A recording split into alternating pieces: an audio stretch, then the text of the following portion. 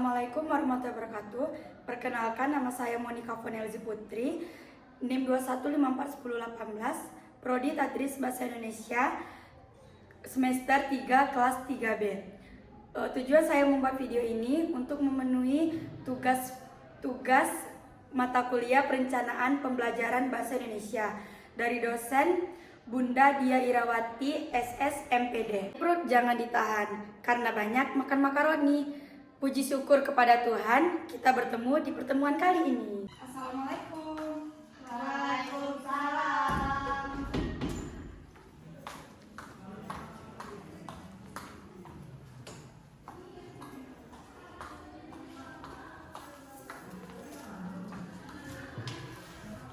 Selamat pagi anak-anak. Pagi juga, Bu.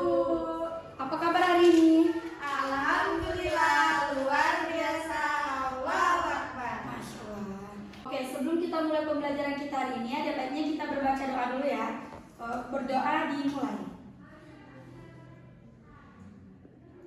Berdoa selesai. Oke, sebelum kita mulai pembelajaran kita hari ini, Bu mau nanya dulu di sini apa ada yang tahu kita hari ini akan membahas materi tentang apa? Tidak, Bu. Tentang cerpen, Bu. Oke, Citra benar banget ya.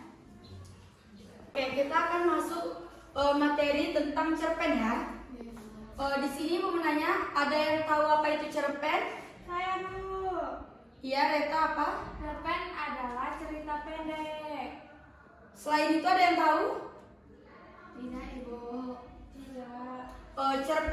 Cerpen itu juga hanya aja satu alur cerita saja.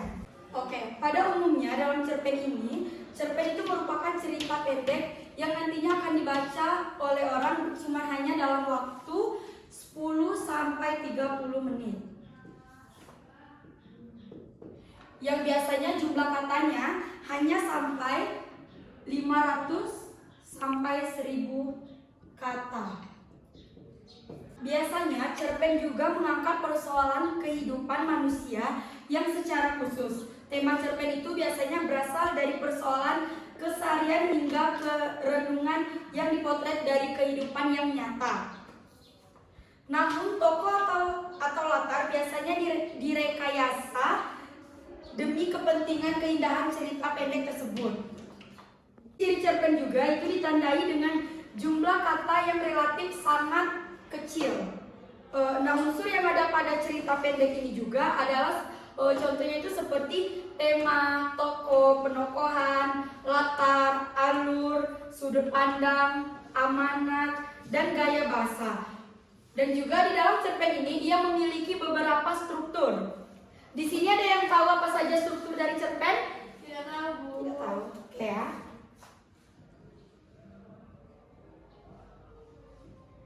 Cerpen ini juga ia memiliki struktur. Di struktur ini terdiri ada 4. Nah, di sini ada yang bisa menyebutkan apa saja strukturnya? Orientasi, Bu. Iya, benar. Ada yang bisa menyebutkan lagi? Komplikasi, Bu.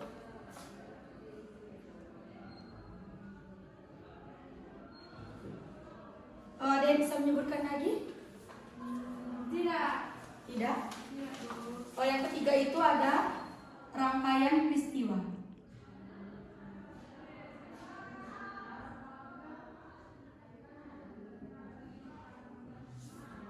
Dan yang terakhir itu ada resolusi.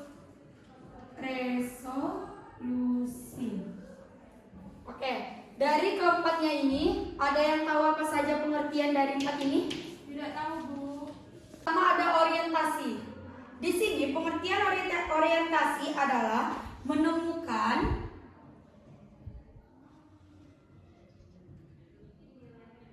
pengenalan para tokoh.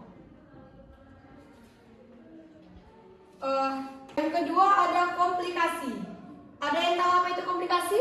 Komplikasi masalah, Bu. Oke, suatu masalah ya. Iya, Bu.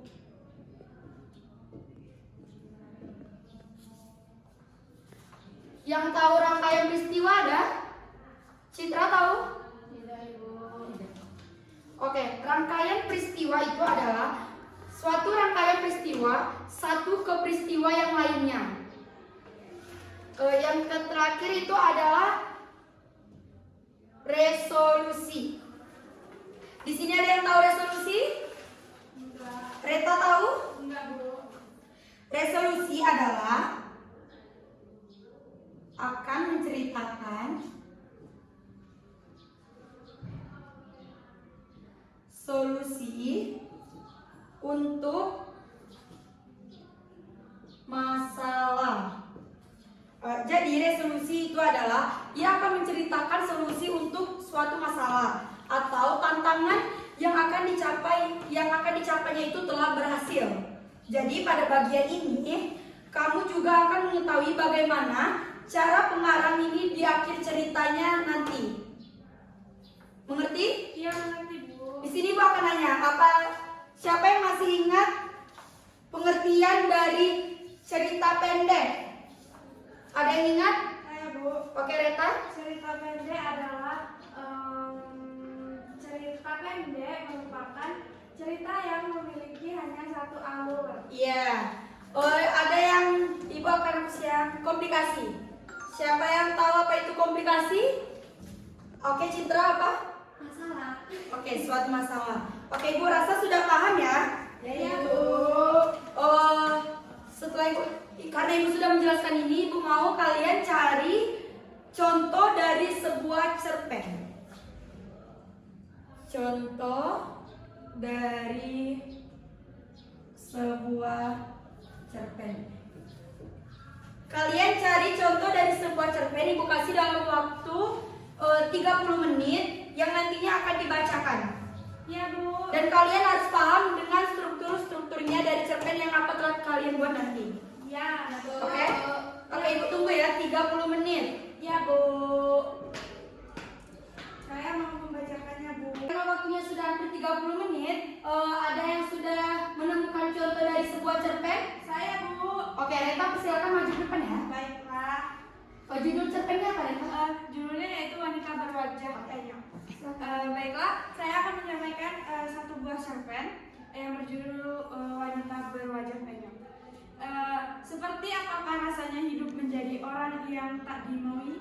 Tanyakan pertanyaan ini padanya. Jika dia bisa berkata-kata, maka yakinlah dia akan melancarkan jawabannya. Konon dia lahir tanpa diminta, korban gagal gugur kandungan dari seorang perempuan. Hasil sebuah hubungan gelap yang dilaknat keluarga dan Tuhan. Nah,